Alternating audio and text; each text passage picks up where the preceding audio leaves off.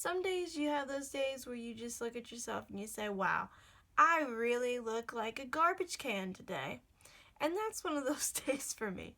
Hey y'all, what's up? Welcome back to my channel. My name is Sydney. If you don't know that already, hello, hi, I love you. Thanks for stopping by. If you watch any of my other videos, this is a really weird setup and a really weird camera. On my phone in my room because I broke my other camera. Moral of the story is, don't break your camera. It won't end well. Today's topic is about overhelping, underhelping, and situational helping. So situational helping. So what really got me interested in situational helping, and I actually did a paper, stop it. I actually did a paper on this for my research methods class, and there's a whole bunch of articles on it, and mainly it deals with helping the elderly, typically is what the articles have been about, in like nursing homes and hospitals and things like that. But it's also applicable to disabilities and like the disabled community too. So that's why I'm gonna get murdered. That's why I decided to do a whole paper on it and like a whole research topiary stop. A whole research project. Stop. She wants to play. Stop. She tried to. No. No. Go play somewhere else. No. Scary. The person helping just comes in and sort of does it on their own without asking, and even if you tell them no, they're still going to do it anyway. Basically what happened is, this has happened a couple of times. So I'll go to like a Panera or a Wendy's or like McDonald's or wherever, like with the drink fountains, you know, the kind that you get on your own for the soft drink. Sometimes I struggle with those, but I mean, I've never been able to not get a drink because of it, we'll say that. So then you get these people who believe that they're truly, truly kind-hearted. And I believe that they don't really realize what they're doing or how their actions impact my life and how I see things. So they'll come up and ask me if I need help, which is not really out of the ordinary at all. That happens all the time. And, you know, I always say, like, no, thank you, like, I'm fine, but thank you for asking. And I always make sure that I thank them for asking, because people like to feel like they're being helpful and, like, the hero of the situation. So I always thank them for asking, because it just makes sense, and I also apologize unnecessarily all the time. And then they'll be like, oh, no, you need help. Like, let me help you. And then I've had people physically take the cup out of my hands before. Like, that's too much for me. That's over helping. Because then they're like, oh, what do you want to drink? Like, do you want any ice? Like, oh, no. I'm like, if you had just not been a turd about it and just let me do it myself, done did darn it. If you would just let me do it myself, you wouldn't even have to do anything. You could have just felt nice about asking and just left the whole thing alone. I understand that in the minds of these people, like, it could be perceived as, like, being very helpful, and, you know, I might not understand it because I'm not always in the situation to be able to help someone else, because so many people think that I need help, and, like, I do struggle quite a bit with just daily activities. Like, I think I struggle more than I realize because I just adapt automatically and I don't think about it at all. But when it comes to like helping other people, like, I'm not really your go-to girl. I'm not the one that you call when you need help. So I just don't think about it. But on the other hand, it's like, well, it could be an invasion of space, like personal space. Kind of like gets really fuzzy when you do those sorts of things, and I don't know. I just don't like it. And so if you're somebody who's trying to help me, or, you know, anybody else with a disability for that matter, if you're trying to help anybody, I think the best thing to do is just ask them. And then if they say yeah, then, obviously help them. But if they say no, then leave them the heck alone. Because I get really annoyed when people don't listen to me. If I say no, because I know what you're thinking. You're thinking, wow, Sydney, you say no to help all the time. You don't want anybody's help. You're so daggone independent. You're an independent woman. You don't need anybody's help. Okay, that's true. But, if I'm struggling with something like a lot, and somebody asks me if I need help, I'll say yes. I'm not above saying yes or like asking for help. So there's over helping, and then under helping is just like seeing the struggle play out and not offering help. Like, which is hard because yes, I'm not above asking for help, but sometimes I get proud, like a little bit too proud of my ego to ask for help right away.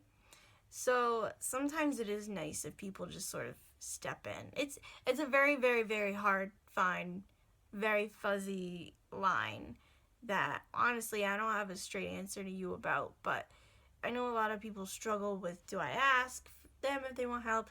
Do I not ask them if they want help?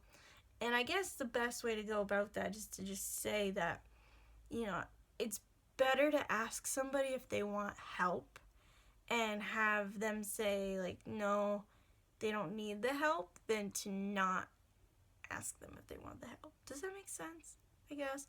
And some people are really rude about it if you ask them for help and they say no. They'll be like, heck no, why would I ever want the help? No, no, no, no, no. Okay, but that's not your problem. That's like the person who's acting that way. I'll give you a few more instances of overhelping since we're sharing on the topic. So, this is a famous one. I was in high school. I was on vacation, like spring break, and we were headed down to Florida. And we stopped at a Cracker Barrel in the morning because we drove through the night because my parents hate flying. And so we stopped at this Cracker Barrel. Long story short, I was just perusing, minding my own business, and an older gentleman came up and handed me $3 and told me, here, honey, you need it more than I do. And I thought, man, that's another day that you just feel like you're a trash bag because you've been driving through the night and you don't look your best, and I probably didn't have any makeup on, or if I did, it was like not in the correct place on my face. But I was like, you know what? I'm not a charity case. Like, since when did missing bones become a charity case, And so that was kind of not helpful at all. I understand that it could have been because of a generation gap, and it could have been from a number of different scenarios, like outside circumstances that led him to do that. And I know that he really probably felt really good about that, but it really made me feel like crap because I'm like, oh, I was 15 at the time, so why would I ever feel good about that? Why would I ever feel good about somebody giving me $3 and saying, here, you need it more than I do? So, one more. I have tons of these, by the way, but we'll just pepper them throughout the whole YouTube career here. I have no shame in my game. I'll wear a bikini and, show off my scars, and, I'm your normal 22-year-old. I just makes me feel good. And for a long time when I was younger, I couldn't wear two-piece bathing suits because of my G-tube that I talked about in my previous video, because it had to be safety pinned to something. It's a tube. It has to be somehow secured. So I couldn't wear them. So when I finally got rid of that thing and I could wear them, I wanted to. And I still like wearing them now because it makes me feel cute. Whatever, I'm not out there trying to be like, hey, I just like them because of me. So, I'm out there in my bikini, whatever. I'm just sitting in my beach chair. My family is asleep. And my friends are asleep. And I'm not. And this lady comes up with like her granddaughter, and it starts off really great and like really heartfelt. And she says that, her granddaughter really hasn't been exposed to disabilities that much. Like, would I mind telling her a little bit about mine? Now, granted, she probably didn't really know what she was getting herself into, because she probably just thought it was like the arms. And in hindsight, I probably should have just talked about my arms and not said anything else, but I did.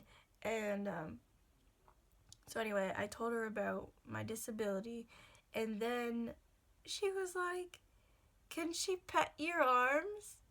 And I'm like, "What? Like, literally, what? Since when do I want somebody petting my arms?" And like, I'm not an animal. I'm just a girl. So, me being dumbfounded and having no idea what to say, I was like, "Yeah, sure, whatever." And, held out my arms, and she touched them, and it was weird. It was really weird. So, moral of the story is, please don't touch my arms. That's so strange. Just don't do those sorts of things. Like, if you're curious, like, ask questions, but I'm not an animal at the zoo. Like, you can't pet me.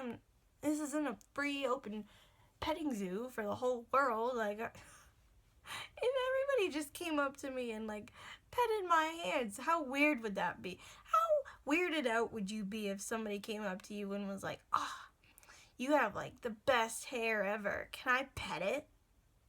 No. Friggin' no, you can't pet it, son. You can't. So, you understand why that was weird to me? Like, that was really weird to me. So, yeah. I guess it didn't really have to do with helping, but so you got a bonus story there. That's my short rant on overhelping, underhelping, and situational helping. And the bottom line is to just ask whoever it is. And, like, it's an individual basis. So if you're unsure, ask the person. Because the best person to tell you about the disability is the person who has the disability. So just keep that in mind the next time you're around somebody with a disability. But thank you guys so much for watching. If you like this video, I can't English, so you probably didn't like the video. But if you like the video, please like and subscribe. That would be awesome. And there's a new notification bell that you can turn on and be notified when I upload. And check out my other videos if you have time or interest or anything like that. So I guess that's it, and I'll see you guys next time. Bye!